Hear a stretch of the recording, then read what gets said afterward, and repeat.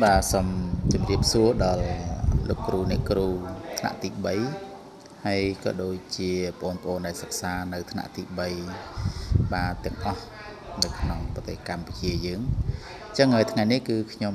សូមធ្វើវីដេអូចែករំលែកមួយពាក់ព័ន្ធទៅនឹងការប្រឡងប្រចាំខែសម្រាប់ថ្នាក់ទី3គឺកិច្ចព្រមព្រៀងសមត្ថកម្មបាទអញ្ចឹងមានថាគឺប្រឡងសម្រាប់តែថ្នាក់ទី3ទេកិច្ចព្រមព្រៀងសមត្ថកម្មនេះបាទអញ្ចឹងកុំឲ្យខាតពេលវេលាយូរខ្ញុំសូមនាំបងប្អូនថ្នាក់ទី3ទាំងអស់ថាចូលមកប្រព័ន្ធ TLP ចូលមកនឹងមកបាទអញ្ចឹងចូលមកនឹងហើយយើងចុចលើនឹងបាទអញ្ចឹងក្រោយមកទៀតបាទប្រព័ន្ធវានឹងលោតបែបនេះបាទនេះគឺជាឈ្មោះរបស់ខ្ញុំបាទអញ្ចឹងយើងចុចមកលើឈ្មោះយើងមកហើយតមកទៀតយើងចុចមករកពាក្យថាតេស្តចុចពាក្យតេស្តបាទហើយតមកទៀតយើងចុចយកពាក្យថាប្រឡងប្រចាំខែបាទរួចហើយយើងចុចកន្លែងនេះគឺយើងចុចមកថ្នាក់របស់យើងគឺថ្នាក់ទីបាទថ្នាក់ទី3កន្លែងនេះដាក់ថ្នាក់ទាំងអស់ប៉ុន្តែយើងចុចយកថ្នាក់ទី3បាទអញ្ចឹងយើង scroll រកថ្នាក់ទី3បាទនេះថ្នាក់ទី3ចុចលើនឹងមកហើយ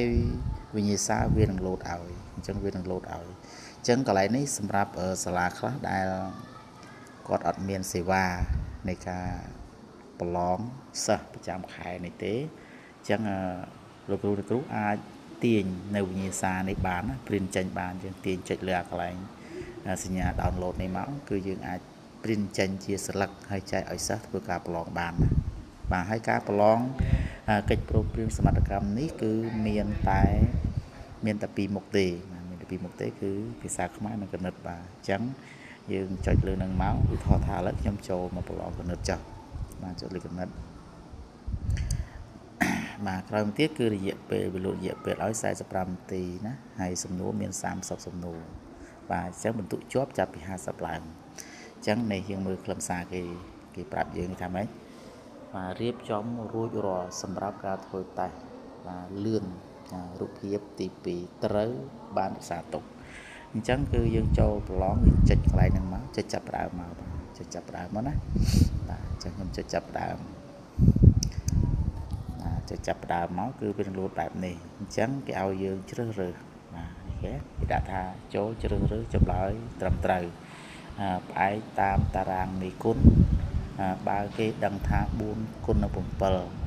បាទស្មើ28តើផលចែក28នៃ28ចែកនឹង4ស្មើប៉ុន្មានអញ្ចឹងអានេះគឺ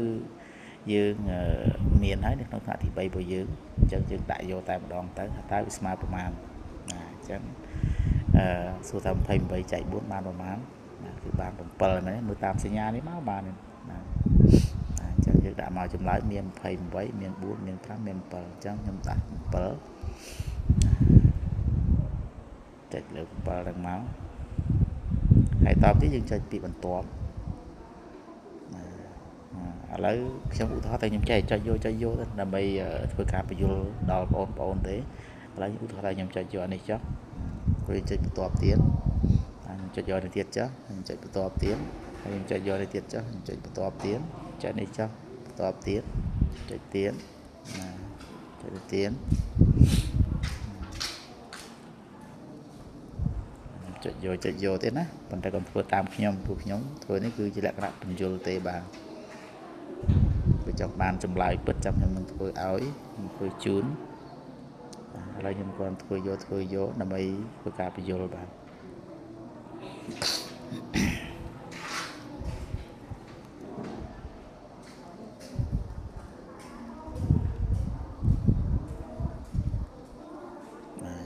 ចុចយកតែម្ដងមកឥឡូវនេះគឺថាមានការងាយស្រួលប្រព័ន្ធគេចេះរៀបចំឲ្យយើងរៀបចំវិញ្ញាសាយើងប្រឡងស្រាច់អញ្ចឹងដើម្បីដល់យើងទៅដល់ទី9ទី12អញ្ចឹងទៅគឺយើងមានថាយើងធ្លាប់បានប្រឡងរួចហើយអញ្ចឹងមានថាការប្រឡងរបស់យើងគឺបញ្ចប់ធំហ្នឹងហើយបាទអញ្ចឹងបើសិនជាយើងថាចម្លើយដែលយើងធ្វើនឹងខុសទេយើងអាចចុចពាក្យថាថយចេញតែបើគិតថាត្រឹមត្រូវហើយណាត្រឹមត្រូវហើយយើងចុចពាក្យថាបញ្ជូនចម្លើយនេះបាទចុចបញ្ជូនចម្លើយនេះមកបាទអញ្ចឹងហើយចុចពាក្យយល់ព្រម អូខេអញ្ចឹងគឺវានឹងលោតឲ្យហើយបាទនេះបាទបន្ទុកដែលគាត់ទទួលបានយើងមើលណាលទ្ធផលតេស្តរបស់អ្នកបាទឈ្មោះរបស់ខ្ញុំគណិតវិទ្យាណាទី3បាទរយៈពេលប៉ុណ្ណឹង